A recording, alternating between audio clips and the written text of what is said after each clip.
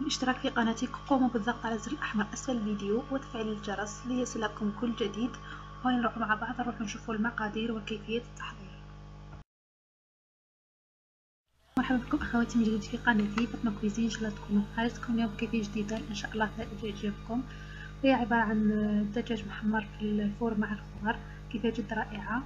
سبق لي درتكم فيديو كيفاش نخزنوا الدجاج وكيفاش نملحوه، لكم راه بتاع أسفل الفيديو إن شاء الله. نبداو بسم الله. عندي كمية من البهارات، عندي قليل من عندي الأول عندي بصل، نصف بصلة مفرومة مفروم ناعم، وأيضا قليل من حبة ثوم أيضا مفروم ناعم، ورقات من الرند ورق الغار.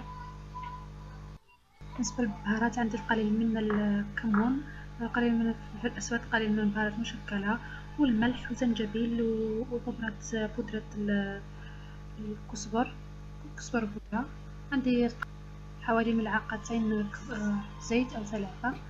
نمزج هذاك البهارات مع البصل والثوم، ثم نضيف ملعقتين كبيرتين أو 3 من الزيت، ثم نمزج المكونات جيدا كما راكم تشوفوا. ونجيب الدجاج تاعي وندير هذيك الخلطة هذه اللي كنت خلطها، ندهنها كامل على الدجاجة من الداخل ومن الخارج كما تشوفون. ندهنها أيضا تحت الجلد، ندهن مليح جيدا الدجاجة تاعي. ثم نضيف هذوك حبات الرند في الداخل في الدجاجة من الداخل باش يطلقون رائحة رائعة للدجاج.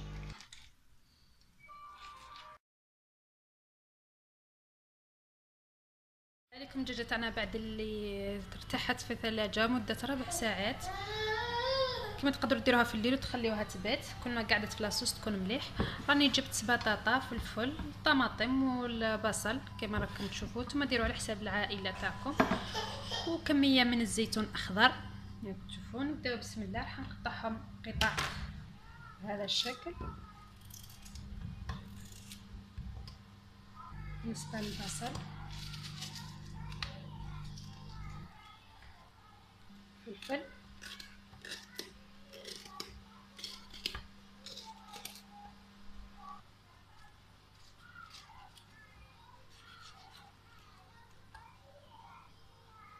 حبات من الزيتون،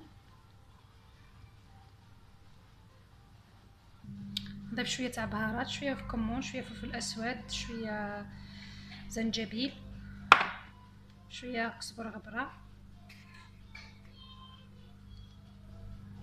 شويه زنجبيل، فلفل اسود، شويه بازيليك اختياري،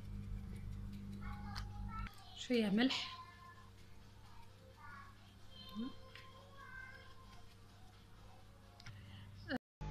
غنجيب الان الدجاج تاعي، راح نضيف لها الفرينه. هذه الفرينه خطوه يقوموا بها في المطاعم باش الدجاجه تاعنا تجي محمره وتجي معسله، تجي ذوق تاعها رائع. سر صغير يستخدموه في المطاعم قلت لكم اليوم. ان شاء الله تنوينا لاعجابكم. هذا الشكل.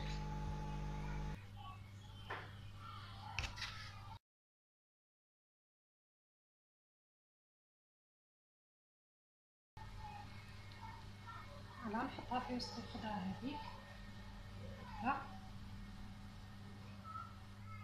الان نجيب فقط نصف كأس ماء نضيف.